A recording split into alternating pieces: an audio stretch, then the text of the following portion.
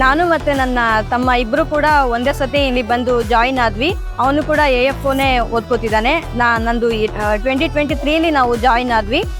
ಇವಾಗ ನನಗೆ AFO central bank of ಇಂಡಿಯಾದಲ್ಲಿ ನನಗೆ ಜಾಬ್ ಆಗಿದೆ. ಪೇರೆಂಟ್ಸ್ ತುಂಬಾ ಖುಷಿ ಪಡ್ತಿದ್ದಾರೆ, ಯಾಕೆಂದ್ರೆ ಅವರು ಇಬ್ಬರು ಕೂಡ ನಂದು MSc ಅಗ್ರಿ ಮಾಡಿಸಿದ್ರು, ಅವನಿಗೂ BSc ಅಗ್ರಿ ಮಾಡಿಸಿದ್ರು. ಇಬ್ರು ತುಂಬಾ ವರ್ಷದಿಂದ ಓದ್ತಿದ್ವಿ, ಒಬ್ರಿಗೂ ಜಾಬ್ ಆಗ್ತಿರ್ಲಿಲ್ಲ.